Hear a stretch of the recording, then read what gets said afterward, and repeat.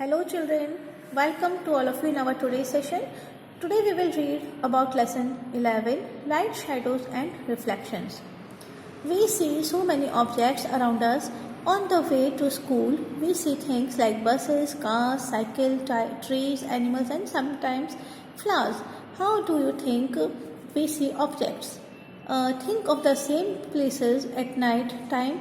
If it were completely dark, what will you see? Suppose you go outside a completely dark Suppose you go inside a completely dark room. Are you able to see any object in the room? Children, जब हम school जाते हैं तो हम हमारे जो वे है school का उसमें कई तरह के ऑब्जेक्ट्स दिखते हैं, जैसे कि buses, cars, cycle, trees, animals and many flowers and many other objects. ठीक है, लेकिन वहीं अगर हम नाइट टाइम में जब कम्प्लीटली डार्कनेस हो तो क्या उन चीज़ों को हम देख पाएंगे? Are we able to see those objects? अगर आप कम्प्लीटली डार्क रूम के अंदर हो तो क्या उस डार्क रूम के अंदर आप किसी भी ऑब्जेक्ट को देख पाएंगे? But when you light a candle or a torch, you can see the objects present in the room, isn't it? Without light, things cannot be seen. Light helps us to see the objects. Children, वहीं अगर हम उसी dark room में candle को light कर दें या फिर एक टॉर्च को लाइट कर दें तो वहाँ पर जितने भी ऑब्जेक्ट्स हैं उसको हम इजीली देख सकते हैं, है ना? तो इससे ये प्रूफ होता है कि विदाउट लाइट अपन किसी भी ऑब्जेक्ट्स को देख नहीं सकते. लाइट की हेल्प से ही हम वेरियस ऑब्जेक्ट्स को देख सकते हैं. The torch bulb is an object that gives out light of its own. The sun is another familiar object that gives the light its own light. During the day, its light allows us to see objects. Objects like the sun and sun that gives out or emit light of their own are called luminous objects. What about objects like a chair, a painting, or a shoe? We see these when light from a luminous object like the sun, a torch or an electric light falls on these and then travels towards our eyes. Children, एक torch bulb है या फिर सन की light है या फिर lantern है या फिर कोई भी इलेक्ट्रिक लाइट है, उसकी हेल्प से हम किसी भी ऑब्जेक्ट्स को देख सकते हैं, है ना, जो उनसे लाइट आ रही है. तो ऐसे ऑब्जेक्ट्स जिनकी खुद की ओन लाइट होती है, they emit their own light. Such type of objects are known as luminous objects like sun. Okay children, और इन्हीं की वजह से हम अलग अलग ऑब्जेक्ट्स को विजिबल कर सकते हैं. इनकी लाइट हमारे आईज पे फॉल होती है and with the help of that we can able to see any objects. 11.1 Transparent, opaque and translucent objects. Recall our grouping objects as opaque, transparent and translucent in chapter 4. If we cannot see through an object at all, it is an opaque object. If you are able to see clearly through an object, it is allowing light to pass through it and is transparent. There are some objects through which we can see but not very clearly. Such objects are known as translucent. So children, on the basis of this कि जिससे हम objects किसी object से कुछ देख सकते हैं या नहीं देख सकते हैं, on the basis of that we can divide objects into 3 parts: transparent objects, opaque objects and translucent objects.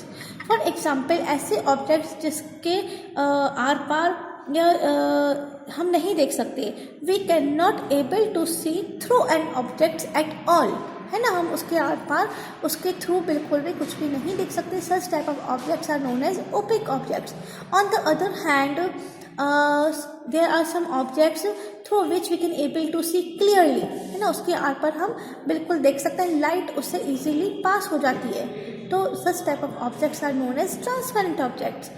But कुछ ऐसे ऑब्जेक्ट्स होते हैं जिससे लाइट पास तो होती है बट नॉट क्लियरली, इतना ज़्यादा क्लियर हम उसके आर पर नहीं देख सकते.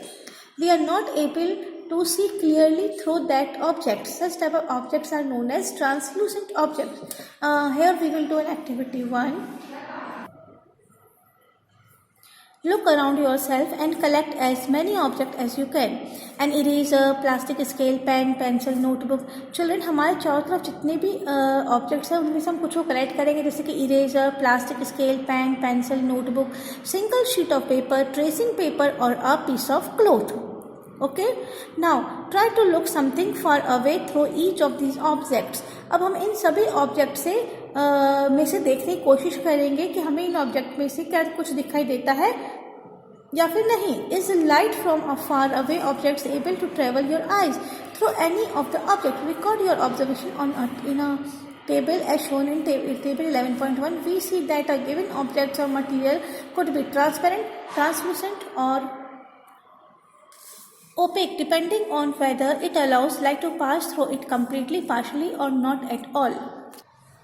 Look here children, हमने जो ऑब्जेक्ट्स लिए थे इस तरीके से हम उनको अपने हैंड पे होल्ड करके इसके आर पार देखने की कोशिश करेंगे कि क्या इस जो भी ऑब्जेक्ट्स है उससे लाइट पास हो रही है, क्या हम उस ऑब्जेक्ट से दूसरी तरफ का कुछ भी देख सकते हैं. ठीक है, अगर लाइट पास हो रही है तो और हम इजीली देख सकते हैं तो वो ट्रांसपेरेंट हो गया. अगर पार्शली हम उसमें से देख सकते हैं, यानी कि लाइट पास तो हो रही है लेकिन अपन उसमें से क्लियरली नहीं देख सकते, लाइट इतनी ज़्यादा क्लियरली पास नहीं हो रही है, तो वो हो गया ट्रांसलूसेंट. और अगर हम इसमें से बिल्कुल भी लाइट पास नहीं हो रही है तो it is an opaque object, हम उसके आर पार बिल्कुल भी नहीं देख सकते. So with the help of such way we can differentiate the object as transparent, opaque and translucent. And children, on the basis of that activity we have to fill our table. Okay. Now 11.2, what exactly are shadows? Activity 2. Now one by one hold each of the opaque objects in the sunlight slightly above the ground. What do you see on the ground? You know that the dark patch formed by each on the ground is due to its shadow. Sometimes you can identify the object by looking at its shadows. Children, अब अपन जितने भी opaque objects है उसको सन की light में hold करके रखेंगे, है ना, स्लाइटली अबव द ग्राउंड. और हम क्या देखेंगे कि ग्राउंड पे कुछ डार्क पैचेस बने हुए हैं. ठीक है, क्योंकि उस एरिया में सन की लाइट नहीं पहुंच पा रही है और इसलिए उस एरिया में क्या होता है, डार्क पैचेस बन जाते हैं जो कि किसके होते हैं, उस ऑब्जेक्ट के, जिनको हम शेडोज, और इन डार्क पैचेस को हम क्या बोलेंगे, shadows. Spread a sheet of paper on the ground. Hold a familiar opaque object at some height so that its shadow is formed on the sheet of a paper on the ground. Ask one of your friends to draw the outer line of the shadow while you are holding the object. Draw outlines of the shadows on the other objects in a similar way. Now ask some other friend to identify the objects from these outlines of shadows. How many objects are they able to identify correctly? Do you observe your shadow in a dark room or at night when there is no light? Do you observe a shadow when there is just a source of light and nothing else in a room? It seems we need a source of light and an opaque objects to see a shadow. Is there anything else required? Now children, आप अपने friend को एक paper sheets इस तरह से ground पे, यहाँ पर एक ग्राउंड है उस पर पेपर शीट्स रखवाइए और उसके ऊपर एक ओपेक ऑब्जेक्ट्स जो ग्राउंड के ऊपर होल्ड करे हुए हैं और उस ओपेक ऑब्जेक्ट का शेडो कहाँ पड़ रहा है, उस शीट के ऊपर उसकी आउटलाइन ड्रॉ करवाइए. इस तरीके से अलग अलग ओपेक ऑब्जेक्ट्स हम लेंगे सपोज और उसकी आउटलाइन ड्रॉ करेंगे. ठीक है, और आप अपने फ्रेंड्स को फिर उसके बाद उसको दिखाएंगे तो क्या उस शेडो की आउटलाइन के बेस के ऊपर वो आइडेंटिफाई कर सकते हैं कि ये ऑब्जेक्ट क्या होगा. सपोज ये ऑब्जेक्ट रबर होगा जो कि ओपेक ऑब्जेक्ट्स है जिससे हम आर पार नहीं देख सकते, लाइट पास नहीं होती है, या एक स्टोन का पीस होगा या एक वुडन स्केल होगा या एक बुक होगी, है ना. तो क्या हम आइडेंटिफाई कर सकते हैं with the help of its shadow. ठीक है, तो yes, there are many objects with the help of shadows जिसको हम आइडेंटिफाई कर सकते हैं. तो चिल्ड्रन, अगर हम किसी भी ऑब्जेक्ट्स को सनलाइट या दूसरी जो लाइट होती है उसके बजाय एक डार्क रूम में या नाइट के अंदर हम ऑब्जर्व करें तो क्या नाइट में भी या विदाउट लाइट डार्क रूम में भी क्या ओपेक ऑब्जेक्ट्स का शेडो फॉर्म होगा? नहीं, शेडो फॉर्म होने के लिए लाइट की नेसेसिटी होना ज़रूरी है। अगर लाइट नहीं होगी, डार्क रूम होगा, तो शेडो फॉर्म्ड नहीं होगा।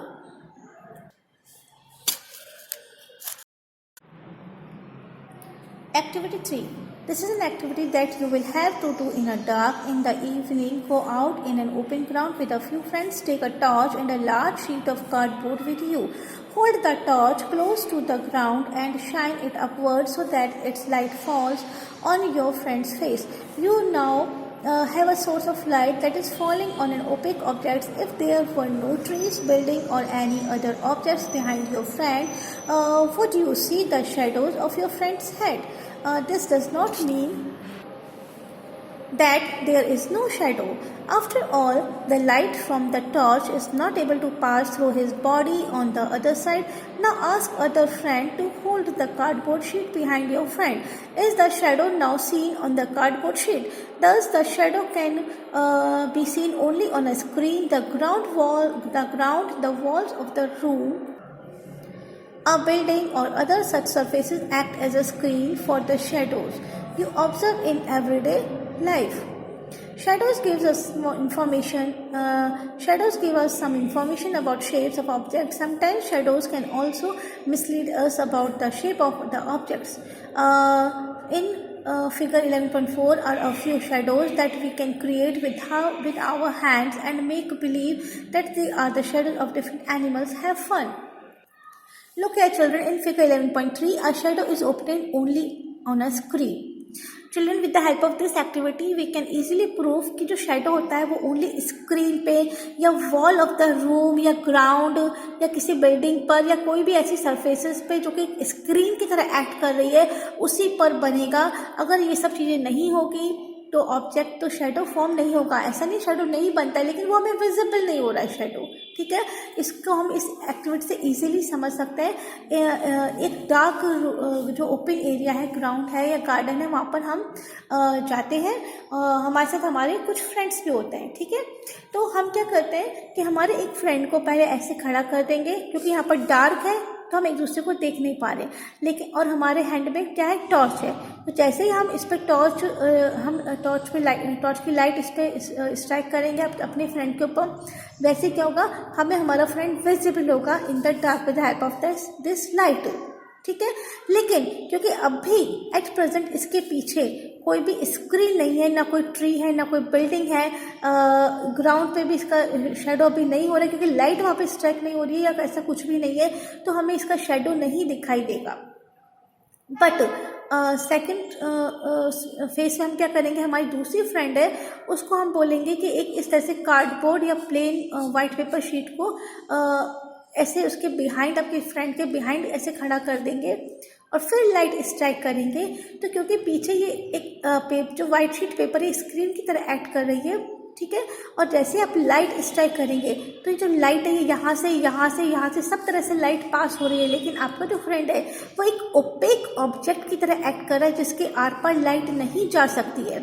तो जहाँ जहाँ लाइट पास हो सकती है वहाँ हमें यहाँ पर पीछे स्क्रीन पर लाइट दिखाई देगी, लेकिन क्योंकि यहाँ पर आपका फ्रेंड है जो ओपेक ऑब्जेक्ट की तरह एक्ट कर रहा है और इसके आर पार लाइट नहीं पास हो रही है, तो इसका जो शेडो है, जहाँ जहाँ लाइट पास नहीं हो रही है उस स्क्रीन पे, वहाँ पर इसकी इमेज, इसका शेडो फॉर्म हो जाएगा, इसकी आउटलाइन फॉर्म हो जाएगी, क्योंकि यहाँ से लाइट पास नहीं हो रही है। तो इसका हमको यहाँ पर पीछे क्या दिखाई देगा, शेडो दिखाई देगा। तो ये प्रूफ करता है कि जो शेडो है it can only be seen on a screen. Okay children, and with the help of shadow we can easily observe कि वो शेडो कौन सी ऑब्जेक्ट का है। Activity 4. Place a chair in the school ground on a sunny day. What do you observe from the shadow of the chair? Does the shadow give an accurate picture of the shape of the chair? If the chair is turned around a little, how does the shape of the shadow change? Take a thin notebook and look at its shadow. Then take a rectangular box and look at its shadow. The two shadows seem to have a similar shape.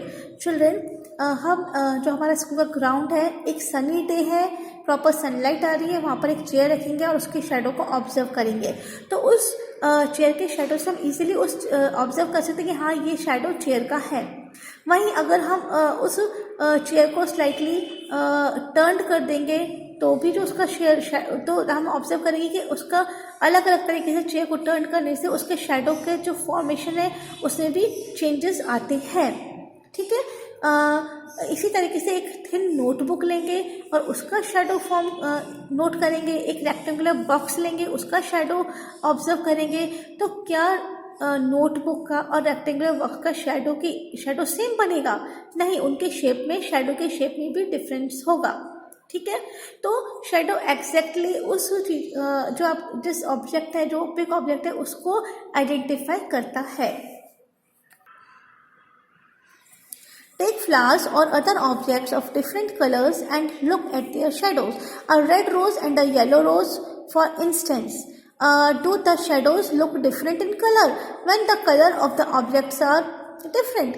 Take a long box and look at its shadow on the ground. When you move the box around, you may see that the size of the shadow changes. When is the shadow of the box the shortest? When the long side of the box is pointed towards the sun, or when the short side is pointed towards the sun. Children, here again हम क्या identify करेंगे कि हम flowers लेंगे, ठीक है, और flowers का कलर होगा वो डिफरेंट होगा, तो उनके शेडो को ऑब्जर्व करेंगे। एक रेड रोज है सपोज, एक येलो रोज है, ठीक है, और दोनों की फ्रेग्रेंस उनके अकॉर्डिंग है, उनका कलर भी अलग अलग है।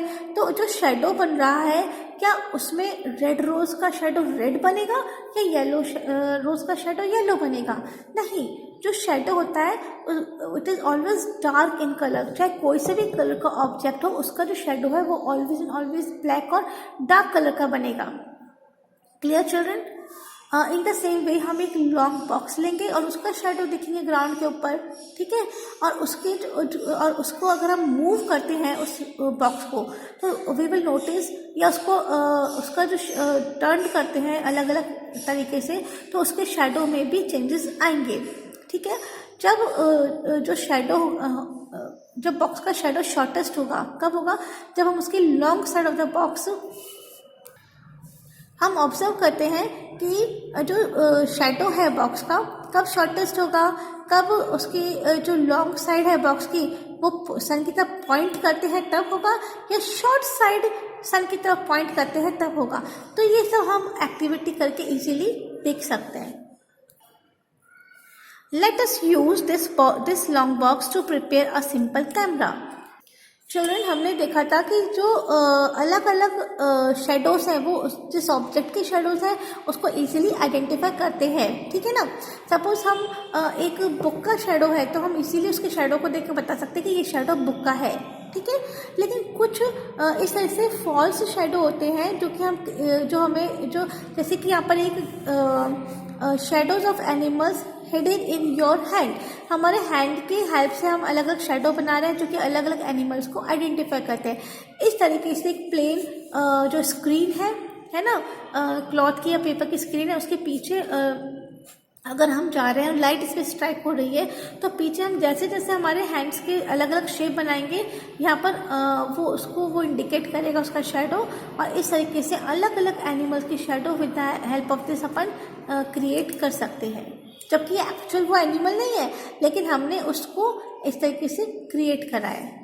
Clear children? तो इस तरीके से कभी कभी जो शेडोज है वो अपन को मिसलीड भी कर सकते हैं about the shape of the object. So it is just for fun कि हम हमारे हैंड से अलग अलग एनिमल्स के शेप को क्रिएट कर सकते हैं, उनके हेड को क्रिएट कर सकते हैं।